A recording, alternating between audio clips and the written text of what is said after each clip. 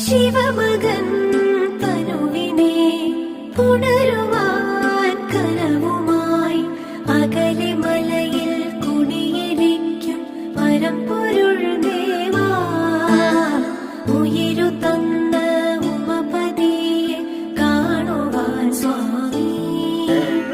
ശിവമകൻ തനുവിനെ പുണരുവാൻ കനവുമായി അകലെ മലയിൽ കുടിയിരിക്കും പരമ്പൊരുൾ ദേവാ.